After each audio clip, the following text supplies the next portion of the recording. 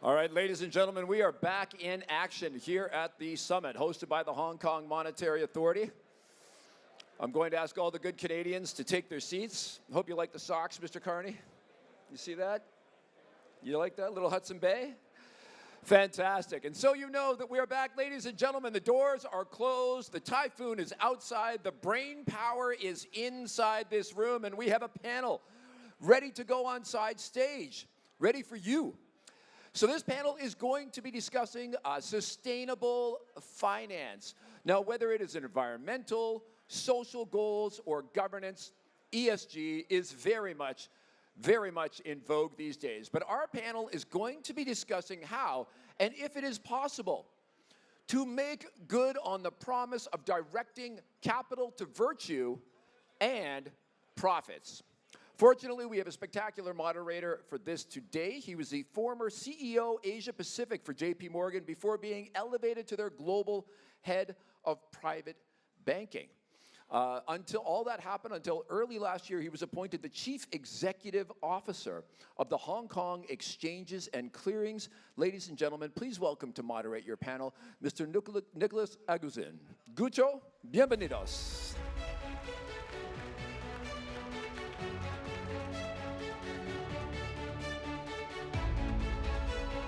We welcome to the panel Mr. Joseph Bay, the co-chief executive of KKR.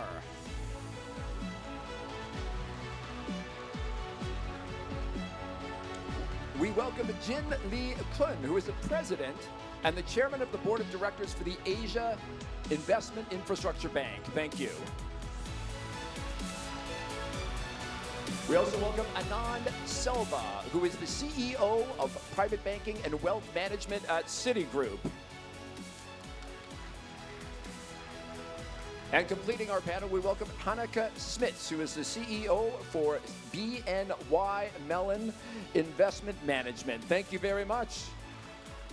Gucho, the floor is yours. Take it away. Thank you very much, and welcome everyone. Good morning. Great to see again so many faces in real person. It's a great event. Thank you, Eddie, for organizing, and all the HKMA team.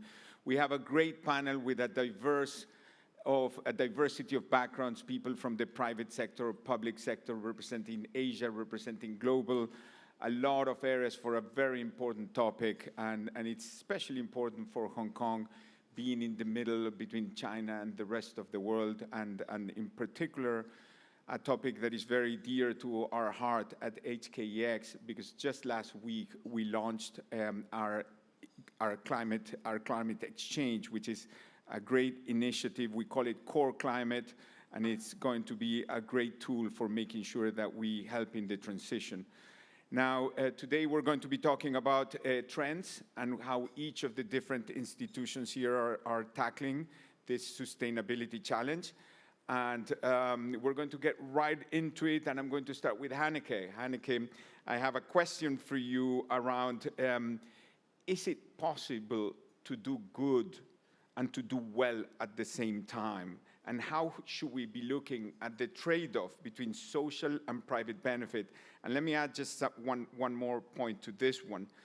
A lot of investors have been penalizing certain industries. In particular, oil and gas is one that's been discussed quite a bit. And there are many other industries, and we can think about agriculture and also electricity generation, whereby there are a lot of social benefits of really having those industries functioning, but they haven't been to the same level of scrutiny. So how are you looking at that, and how's your company looking at managing those balances? Okay, thank you, Nicolas, and good morning. It's always a challenge to start with a two-part question of such great complexity. I also want to say thank you to the HKMA for hosting this. I actually started my career in Hong Kong in the late 80s and very much enjoy coming back and feeling its energy and connectivity to the mainland. I also thought it was very fitting, given the topic of this panel, that the last panel had a question on ESG and whether it's off the agenda. And I can assure you, as you can see on this panel, it is very much on the agenda and very much on the mind of investors, companies, governments, and alike.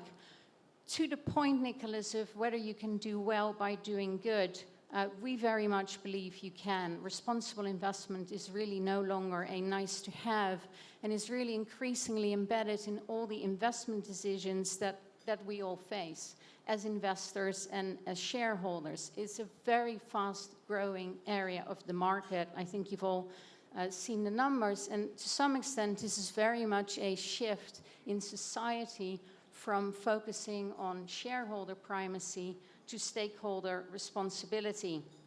And ESG risks can really, speaking as an investor, can really no longer be overlooked when we value companies. They appropriately highlight the risks as well as opportunities and provide signals that drive valuation processes and can really materially impact intrinsic value.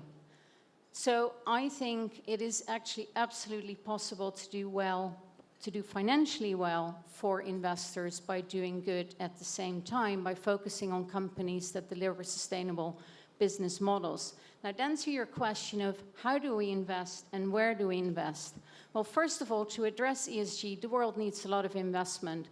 We recently published a report that is showing that the world might need something along the lines of about $100 trillion to get to the goals of net zero by 2050. That's a lot of money, but in the context over a long period, we actually think it's achievable. Now, in order to do so, we must not shun the polluting sectors, and in particular, the sectors that need the investment the most are energy, utilities, and airlines. We believe it's very much going to be a combination of accounting for the value of stranded assets, which we estimate is going to be in the order of about $20 trillion. But we also, as an investor community, I think have a responsibility and duty to consider allocating capital to invest in those companies that need to align to net zero. So I think there's opportunities to invest. I think we must do it through engagement with companies and support them in their capital reallocations towards a greener world.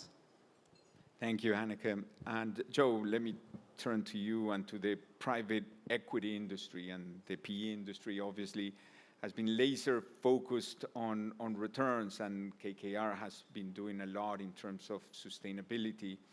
Particularly, you've launched a dedicated impact investing fund. And then in addition to that, you've been very focused in promoting transparent reporting practices such as TCFD, aligned climate disclosures. So would love to understand a little more what's driving your decisions, how you're thinking about this, and the role that you play in the sustainability agenda. Great. Well, thank you, Gucho. Let me first start by saying thank you to Eddie, your colleagues at HKMA, for having us here today. As also a former Hong Konger, I lived here for 10 years. It is really terrific to be back, to see the energy come back to the city, to see our colleagues, our friends, family, et cetera. So thank you for having us today. You know, this topic around sustainability and responsible investing, I don't think is at odds in any way with making great returns. I actually think it's foundational going forward to making great returns. Our job as private investors and also on the public side is to invest in companies and make them stronger, to build better businesses, more resilient businesses, to minimize the risk while you're owning these companies, and create something that's ultimately more valuable 5 years, 10 years down the road when you either take the company public or sell the business. And you can't do that in today's world unless you have a real focus and competency around ESG, around sustainability, and a focus on being really responsible owners of assets in the world. So for us, this journey is not a new phenomenon. We've been working on this for the past 15 years, really, in terms of trying to institutionalize these capabilities and practices. We partnered with the Environmental Defense Fund back in 2008, actually, to create a green portfolio program for KKR portfolio companies. We started publishing an annual sustainability report back in 2008, which we publish every year.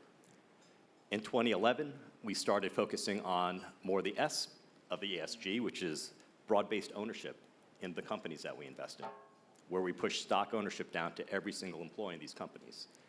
That employee engagement is critical in a world like today where labor is in short supply, where people are worried about retention. That's proven to be an incredibly powerful tool to improve productivity, to align the workforce with management, and ultimately with shareholders to create more value.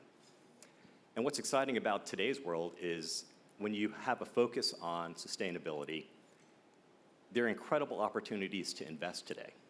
This brown to green transition, which was just referenced, is going to create tremendous value. The opportunities for our impact fund, which are aligned with the United Nations SDG targets, our infrastructure business globally, that's investing in renewables.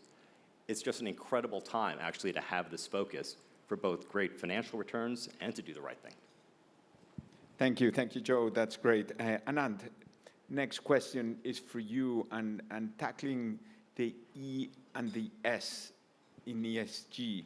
How do you think these two work together in terms of advancing the global sustainability goals, and what's your firm doing in terms of promoting sustainability? Good morning, everybody, and thanks to HKMA for having us here. It's wonderful to be back in Hong Kong after 2-3 years, so good to be here. So the E and S absolutely go hand in hand, and our financing commitments at Citi are aligned with that approach. We look at it together. So we have a $1 trillion goal for,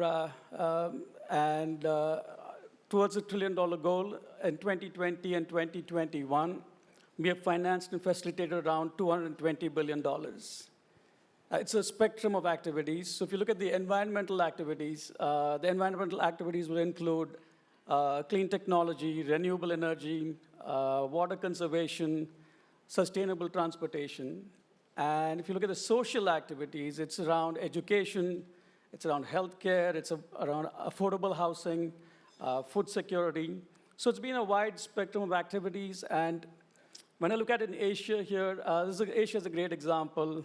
We've had several firsts in Asia around green bonds, as well as in sustainability offerings with companies like LG Chem, BPI, Woolworths, to name a few. We also, last year, for our Asia clients, we raised over $40 billion in global and local capital markets to support their sustainability financing needs. So we've been working with our clients and helping them out. And in Hong Kong itself, we have one of the examples here will be our building, City Tower building. It is the largest on-site renewable energy system that we have. So we have been working with clients to helping their needs and helping them transition to net zero. At the same time, we've also been driving actions ourselves for the better of the environment and for long-term benefit of the communities. So a lot of activities, and it's a spectrum of activities, Nicolas. Thank you very much, Anand. Jin, going back to AIIB, as a multilateral development bank, you play a key role in trying to bridge the gap between return expectations and also bearing some of the risks to help in this objective. So what are the tools that AIIB has to be able to deploy for this purpose? Have they been effective? And then also, I know you have a big war chest to do this, but the task ahead is really big, and there's a lot of capital needed in this transition. So what other parties can you enroll or enlist to try to help in this sustainability fund? Thank you very much. It's very nice to be back in Hong Kong after an absence in international forums for a good 3 years. And it's so nice to see you in person. And I would like to say just a few words about Asian Infrastructure Investment Bank as a multilateral development bank. Probably people don't know very much about what it is all about. You know about the World Bank, ADB, EBRD. Our bank was created in the 21st century with the developing countries as majority shareholders. So this is a little bit different, even though we are patterned on the Bretton Woods institutions. But this is the first multilateral development bank with developing member countries as the majority, with our shareholders from all the continents except Antarctic. Now, this is a very important feature. You may ask me, if the developing countries are the majority shareholders, what is the incentive for European countries developed countries to join because you made the rules, you play all the rules. Is there any rule for us to play? The answer is yes. We have very good check and balance, and European countries and also Canada, they have more than 25% of the votes. The major policies approved or the election of the president must have 2/3 of the members and more than 3/4 of the voting power, which means even though China is the major shareholder, China will not simply call the shots. So this is the very good teamwork spirit. And just because of this nature, the bank focuses very much on development by very high standards. And we talk about ESG, we talk about green financing, sustainable development. And all this is deeply embedded, all these principles deeply embedded in our Articles of Agreement. So you talked about a war chest. Actually, it's quite negligible compared to the major financial institutions represented here. We work with BlackRock, JP Morgan, Morgan Stanley, HSBC, and all these institutions. I think our resources are very much limited. So what we do is try to leverage our resources to mobilize the private sector money for sustainable development. I think what is different today, we should never ever count on the public money for development. And I don't think it's right for development banks to knock on the door of the major shareholders asking for general capital increase every couple of years. That's not sustainable. So we focus very much on the cost effectiveness, and we look at the very essence of how to develop the infrastructure projects. We call it infrastructure for tomorrow. What does that mean? It's not infrastructure projects which are designed and implemented in a very traditional way. We incorporate climate change mitigation adaptation, and we have the framework to monitor the effects. For instance, all of the MDBs work out a climate change mitigation adaptation tracking methodology. So you look at our performance by all these public standards. Let me stop here. Yeah. Thank you. Anand, I'd just like to follow up on something you mentioned, which is the $1 trillion commitment that Citi made in terms of sustainable financing by 2030, I believe, correct? And I mean, clearly you have a very international operation. And I mean, how do you square trying to maintain consistency and a uniform standard with the practicality of having local operations and very local characteristic in each of the markets where you operate? Do you try to apply a consistent standard across the world, or do you take into account differences in each of the local markets where you operate? Thank you, Nicolas. Great question. Similar to how we run our global businesses, we don't take a one-size-fits-all approach. We play to our strength, our global network, our global capabilities, and also our local expertise. So we have on-the-ground presence, so our on-the-ground presence, our relationships on the ground, our local capabilities are very important because that positions us uniquely to help our clients' individual needs. At the same time, we are very mindful that countries are at different stages of development, right? And social and energy needs vary by country. And sustainable development efforts are inherently local. I mean, issues like energy and food systems are pretty much hyper-local. So we lean into our local expertise to understand the local markets, the demographics, the local social and environmental challenges, and then combine with our global capabilities. So while towards our $1 trillion goal, we have global policies, global programs, but we marry them with our local on-the-ground presence. Now, as we build all of this, as we continue to, all of us work together to reduce emissions, I think there are a few things we need to do. One is we need to find mechanisms where from a funding perspective, as we fund decarbonization, the funding needs to be efficient and equitable. Today, most of the funding goes to investment-grade markets. The emerging markets are not getting the funding. And you cannot expect the emerging markets to be spending on decarbonization at the cost of their economic growth, because they have their own set of social challenges that they need to deal with. So it's our responsibility to help scale the funding, getting the funding for the developing economies, as well as looking at opportunities to fund new industries that support sustainable development. Now, all of this is doable. As we do all of this, I think one of the things that we need to work on is data. So we know that availability and the quality of ESG data has been an industry issue. Regulations are localized. You have disclosure requirements that vary. That leads to fragmentation of data, which leads to data complexity. So that's something we all have to collectively sort of solve for. And I guess there's an opportunity in Hong Kong for Hong Kong to take the lead, in being the leader in ESG in the region, and continue to lead in establishing developing international standards, establishing regional sort of best practices and disclosures. Then you can sort of, we have to overcome the data complexities that we have and the fragmentation, and there's a great opportunity for Hong Kong to do that, and also build out a carbon market here. So that's how we approach Nicolas. So it is not a one-size-fits-all. You got to be global and local all together. Okay, thank you. Jin, you're headquartered in Beijing. You invest across all of Asia.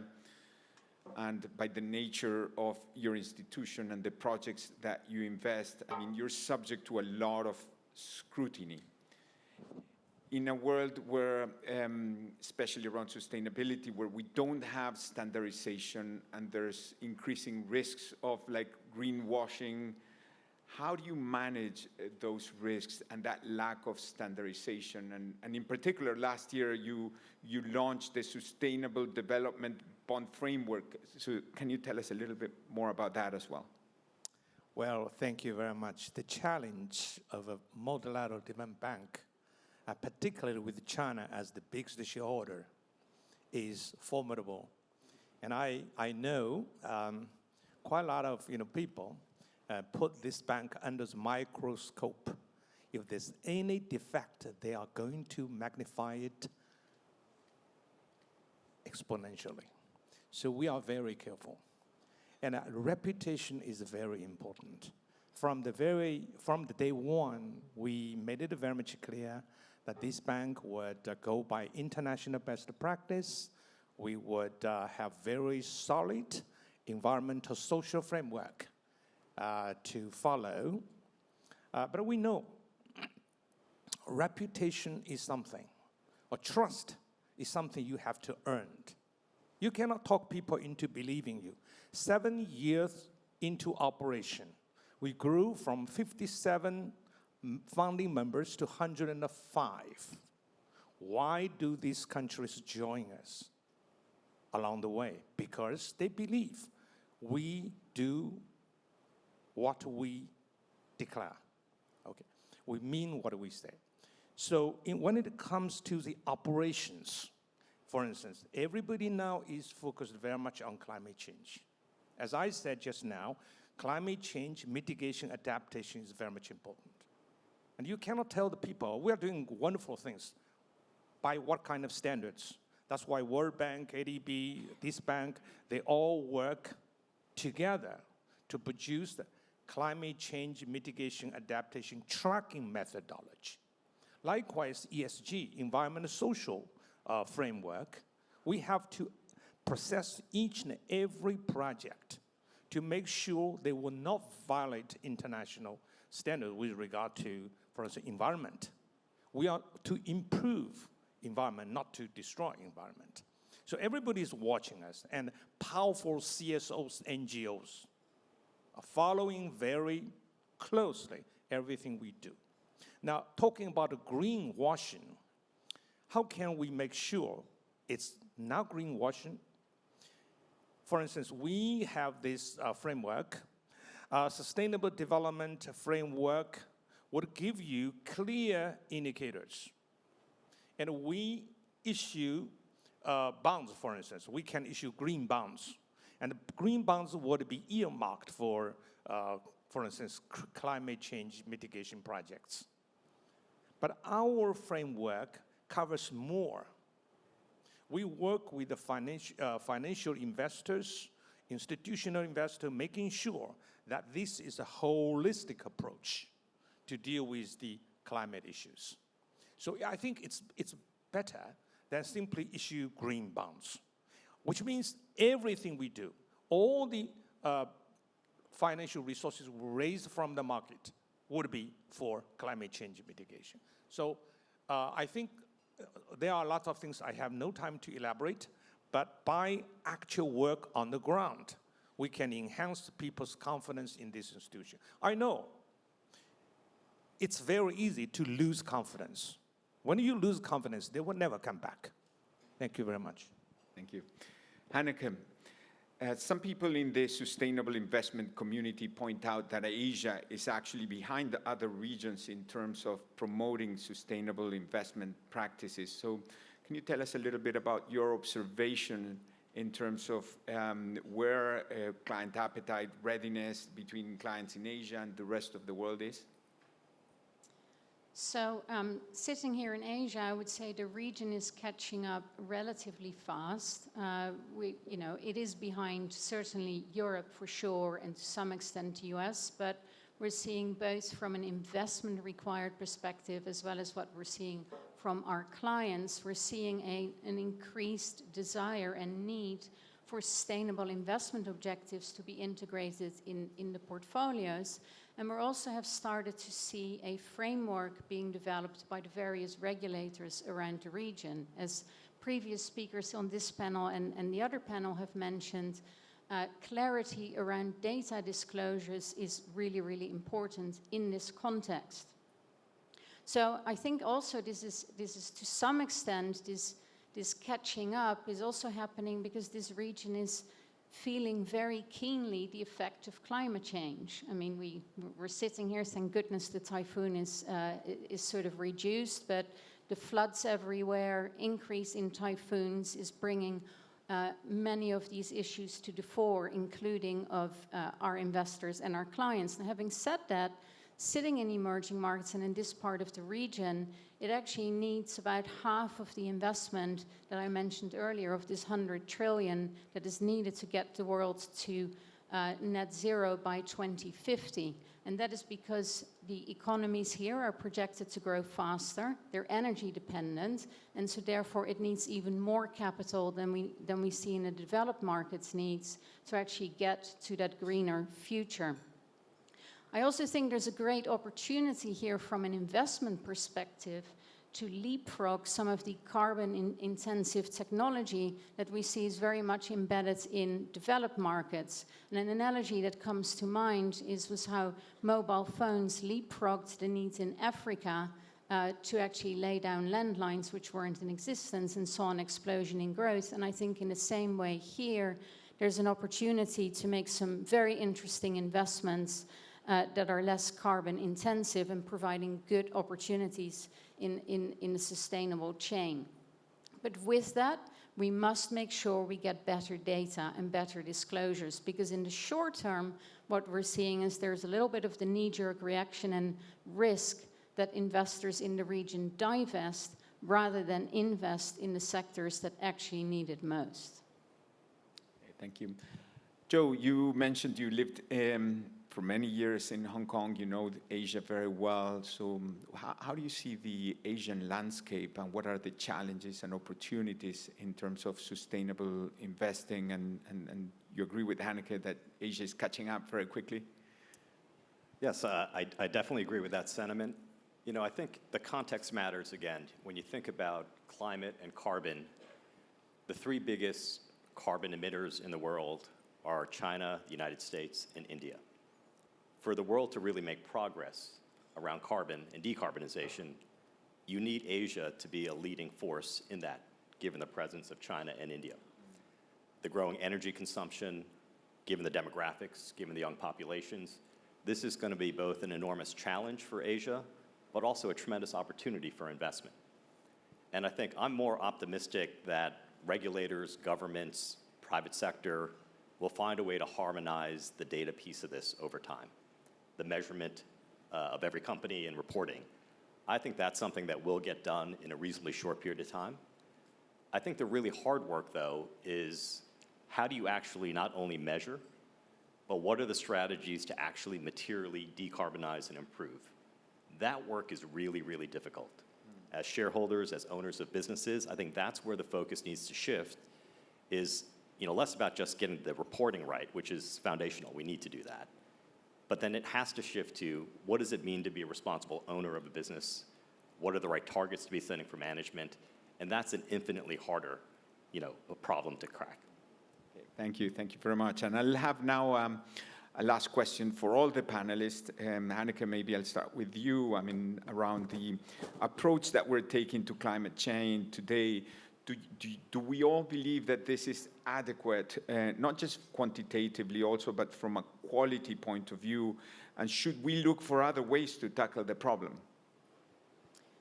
So thinking a little bit through sort of the theme of this, of today, how we navigate uncertainty, I just want to first say the one thing is certain is that we must address the challenges that are upon us with respect to climate change. And combating climate change is clearly an enormous task, but it is still something that we believe is not insurmountable if we ensure that finance is being directed to the areas which most urgently need it. Now, the investor community cannot do it on its own, right? We're going to have to collaborate with government and policymakers to ensure that the right incentives and frameworks are put in place so that we can together achieve the goals that are needed by 2050. Okay, thank you. And Anand? Yeah, I mean, I'm clearly sustainable finance is the future. There are obviously the things that we talked about is the interim that we need to work through. And financial institutions have a role to play in helping clients to transition to net zero. There are 2-3 things for me as comes up. One is obviously data. We talked a lot about data, so that's something that we all need to work on.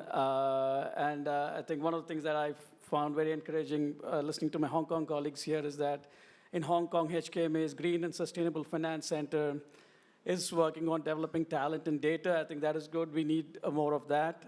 That is one. Secondly, obviously, I'm saying the obvious, we need enabling public policy and regulations.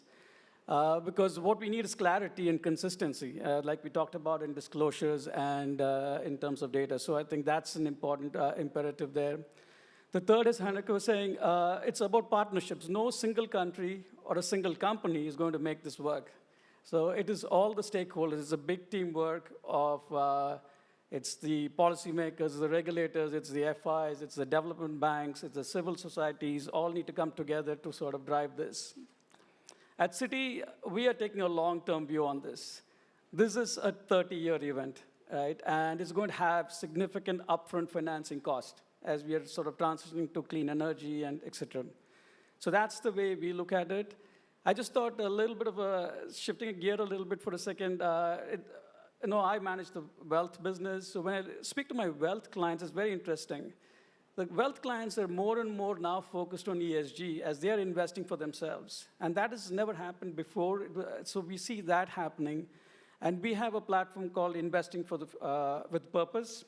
And our clients, we help our clients use that platform to make responsible investment decisions. And when this whole intergenerational wealth transfer is happening, which is estimated to be about $15 trillion by 2030, the next generation that's getting the wealth transfer is even more ESG conscious. So there is hope here. I mean, people, it's not only the institutions, even the individuals, as they're investing, they're looking at ESG and they're very focused on it. Yeah. Jin. My view is that sustainable financing ultimately depends on the quality of the investment you make. I would say gone are the days when the private sector could come to certain investment, make quick wins and leave. I think time have changed. And even private sector investors will have to comply with quite a number of very tough standards. So how could we make sure that what we invest today would give us a long-term benefit, not individually, but collectively? I would say, for instance, we invest in infrastructure, which has a long gestation period associated with risks, particularly with regulatory and macroeconomic risks. Your due diligence of a project could be very good, but you didn't know about the macroeconomic or geopolitical storms.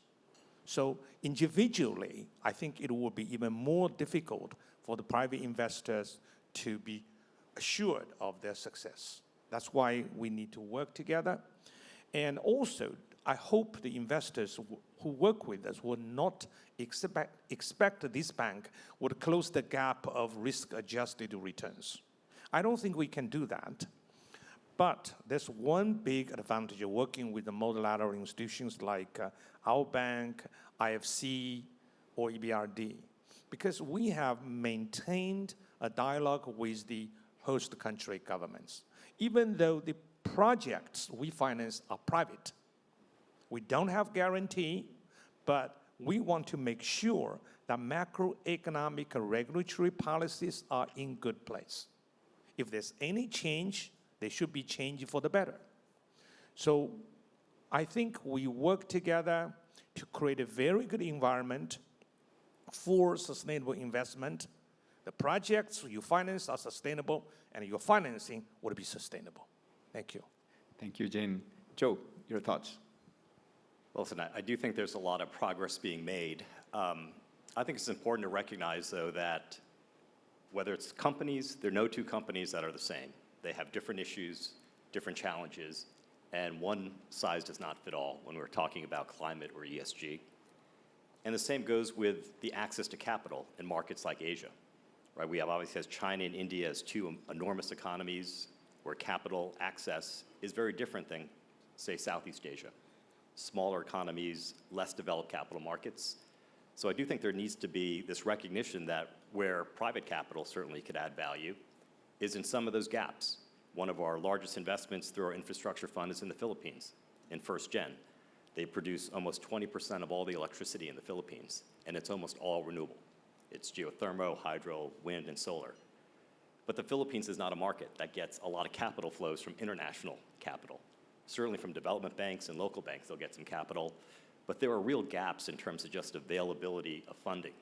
And I think that has to be a big part of the solution in this region.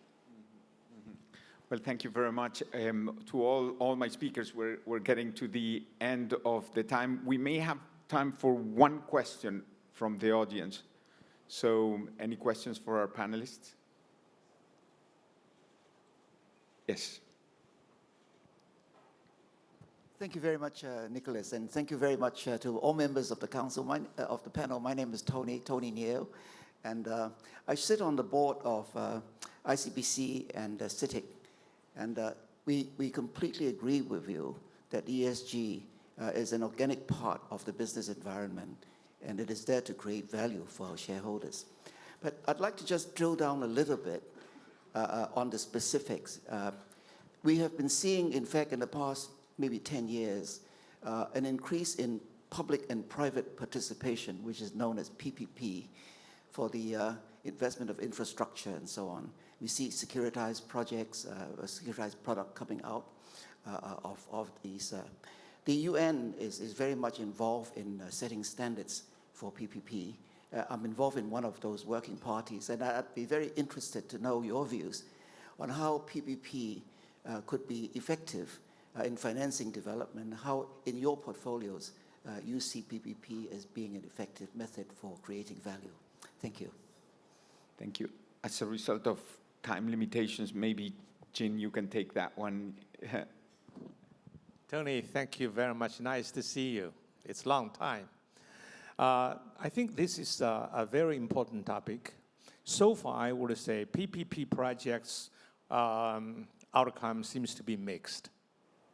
And you cannot put down to any single root course if there's any problems with the PPP projects.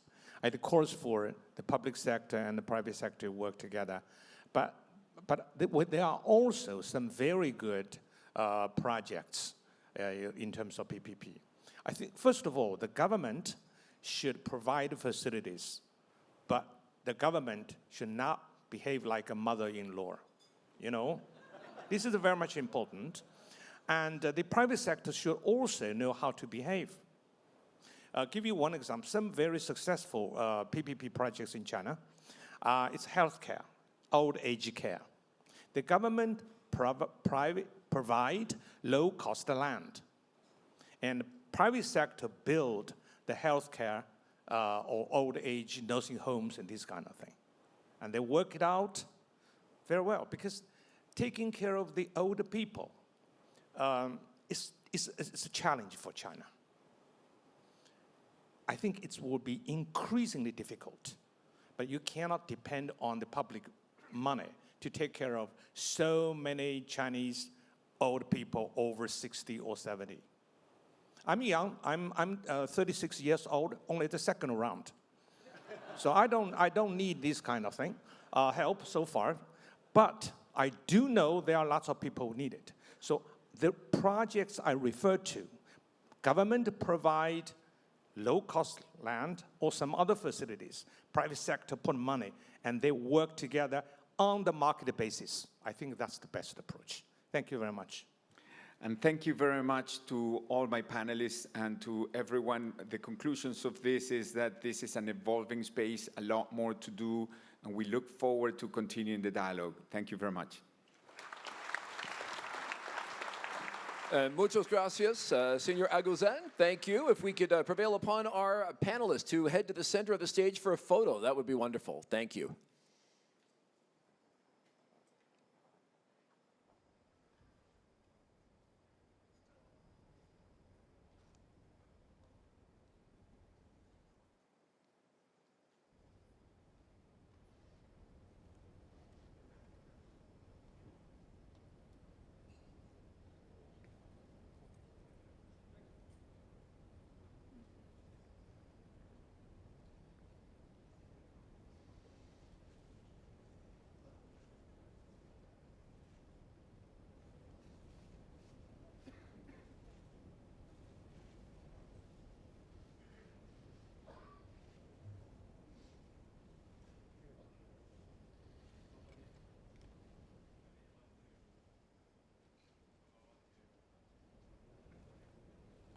Thank you once again to our panel.